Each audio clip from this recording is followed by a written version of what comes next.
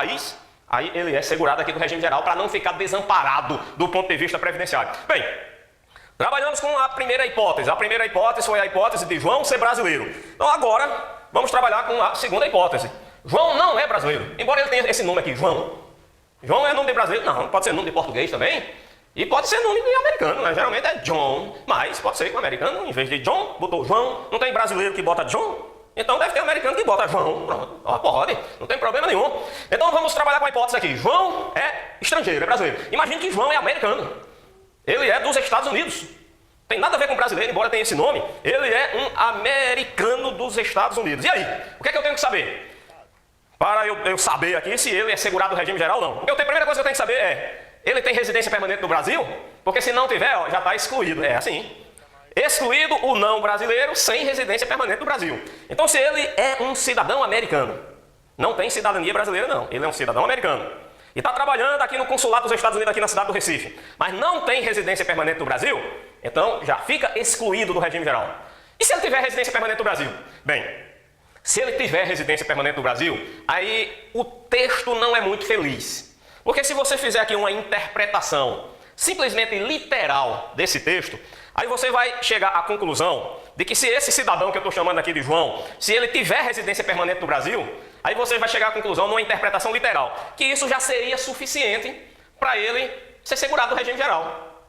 Eu nem teria que pesquisar para saber se nessa situação a legislação lá dos Estados Unidos já garante uma previdência para ele. Sabe por quê? É porque essa palavra aqui, amparado, se você interpretar esse dispositivo aqui por meio do método gramatical, você lembra? A gente estava falando a interpretação da legislação previdenciária. Existem alguns métodos, né? Método gramatical, sistemático, teleológico, histórico. Se eu utilizar aqui a interpretação meramente gramatical, essa palavra amparado, ela está se referindo somente ao brasileiro.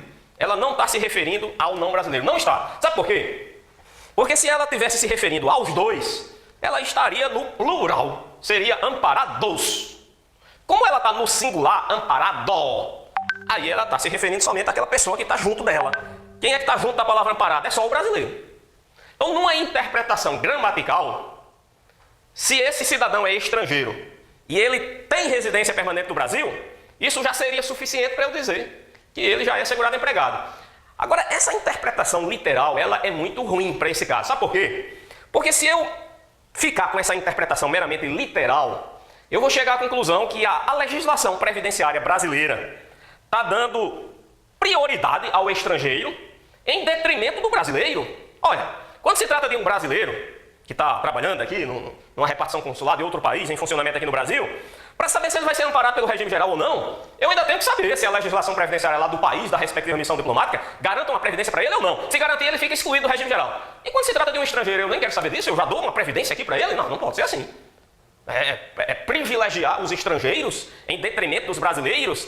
Então, a melhor interpretação aqui seria que, embora essa palavra amparado aqui esteja no singular, mas, assim, o objetivo, ou seja, numa interpretação teleológica, finalística, eu acho que a intenção do legislador foi a seguinte: olha, seja brasileiro ou não brasileiro, se já tiver amparado pela legislação previdenciária lá do país, da respectiva missão, fica excluído do regime geral, porque já tem uma previdência, para que ter outra aqui? Eu acho que o objetivo da lei foi esse. Então, numa interpretação finalista, tentando descobrir qual foi o fim, qual o objetivo do legislador a elaborar esse texto, foi esse. Então, o legislador faltou aula de gramática e tal. É isso, ó. Ninguém faz uma prova de português para ser deputado.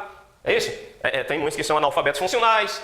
Tem. O povo votou, então, cara, lá vai fazer a lei e tal. Pronto. Mas, e na prova, professor? Na prova, qual a interpretação que eu... Olha, eu já vi questão de concurso sobre esse tema aqui, onde o examinador só quis saber da literalidade aqui. Então, pela literalidade, olha, se o cara tem residência, é estrangeiro, está trabalhando aqui numa missão diplomática aqui no Brasil, se ele tem residência permanente no Brasil, o examinador, isso é dentro dos termos da lei, isso é suficiente para ele ser segurado no regime geral.